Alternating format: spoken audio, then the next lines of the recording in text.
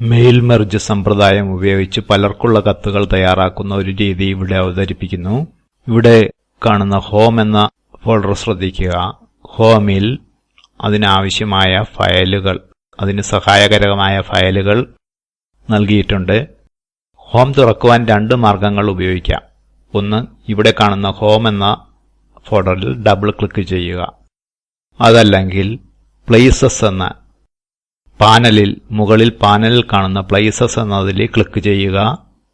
Home folder എന്നതിൽ click ചെയ്യുക. ഇവിടെ ഹോം ഫോൾഡർ എന്നതിൽ ക്ലിക്ക് ചെയ്യുന്നു. ഹോം തുറന്നു വന്നിട്ടുണ്ട്. ഇതിലെ സ്കൂൾ റിസോഴ്സസ് എന്ന ഫയലിലാണ് നമുക്ക് ആവശ്യമുള്ള ഫയലുകളുള്ളത്. അത് ഡബിൾ ക്ലിക്ക് ചെയ്യുന്നു.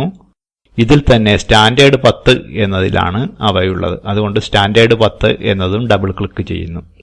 ഇനി അതിൽ തിരഞ്ഞെടുക്കേണ്ട ഫയൽ ലെറ്റർ എന്നുള്ളതാണ്. ലെറ്റർ ഓഡിറ്റ് എന്നതിൽ ഡബിൾ ക്ലിക്ക് ചെയ്യുന്നു. ഇപ്പോൾ ലെറ്റർ തുറന്നു വന്നിട്ടുണ്ട്. ഇനി ഇവിടെ ചില കാര്യങ്ങൾ എഡിറ്റ് ചെയ്ത് ചേർക്കേണ്ടതുണ്ട്. ഉദാഹരണമായിട്ട് ഇവിടെ തീയതി ചേർത്ത് കൊടുക്കേണ്ടതുണ്ട്, ഡേറ്റ് ചേർത്ത് കൊടുക്കേണ്ടതുണ്ട്.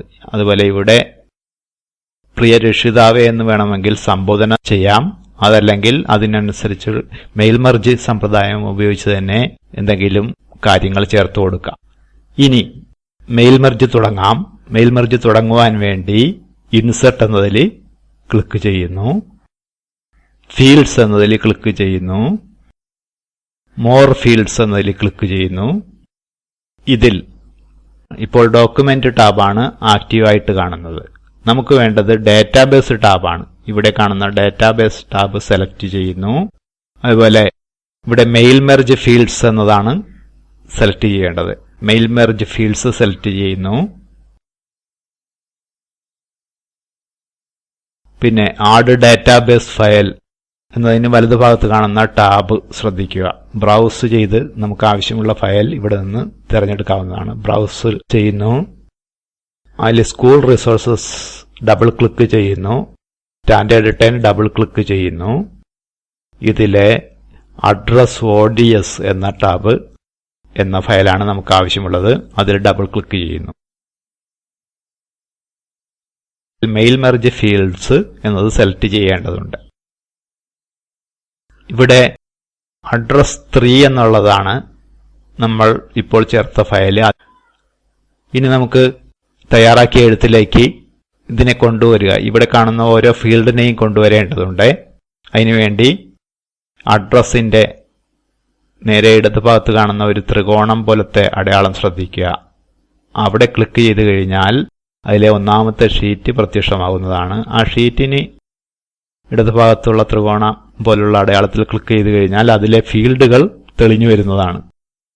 നമുക്ക് ആവശ്യമായ ഫീൽഡുകൾ ഓരോ സ്ഥലത്തും ചേർത്ത് കൊടുക്കാം. ഇപ്പം ഇവിടെ ഈ ഭാഗത്ത് പേര് ചേർത്ത് കൊടുക്കാൻ വേണ്ടി അവിടെ ക്ലിക്ക് ചെയ്യുന്നു. അതിലാവശ്യമായ ഫീൽഡ് നെയിമാണ്. നെയിം എന്നതിൽ ഡബിൾ ക്ലിക്ക് ചെയ്യാം. അതല്ലെങ്കിൽ ഇവിടെ നെയിം സെലക്ട് ചെയ്തതിന് ശേഷം ഇൻസെർട്ട് എന്നതിൽ ക്ലിക്ക് ചെയ്യാം.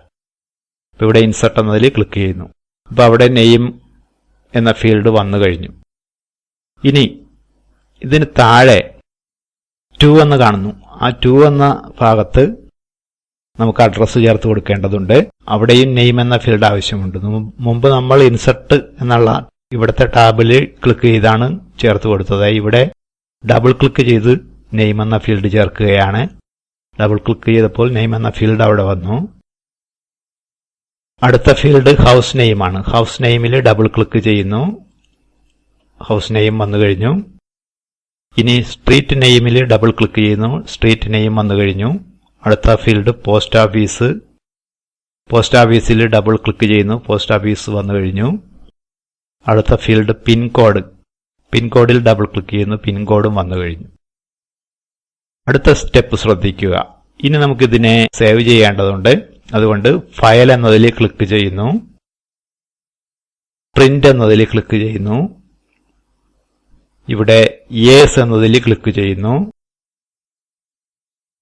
ഔട്ട്പുട്ട് എന്ന് കാണുന്ന ഇത് ശ്രദ്ധിക്കുക.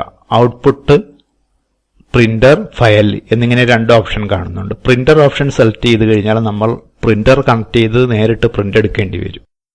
നമുക്ക് പ്രിന്റർ കണക്ഷൻ ഇല്ലാത്തത് കൊണ്ട് ഫയൽ എന്നത് സെലക്ട് ചെയ്യുന്നു. അതിൽ സേവ് ആസ് സിംഗിൾ ഡോക്യുമെന്റ് എന്നത് സെലക്ട് ചെയ്യുന്നു.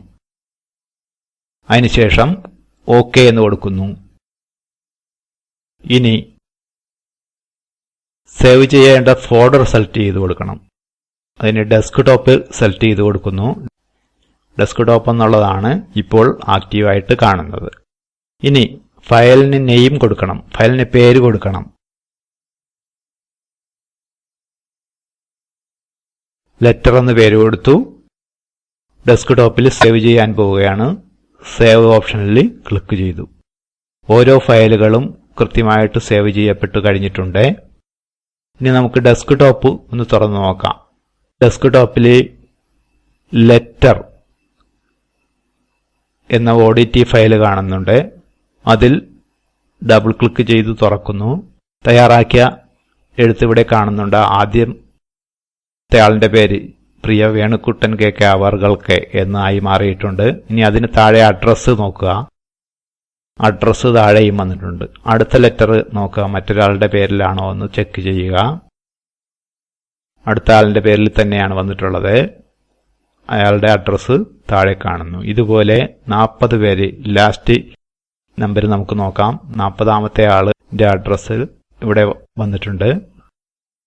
അതുപോലെ അയാളുടെ പേര് ഇവിടെയും വന്നിട്ടുണ്ട്.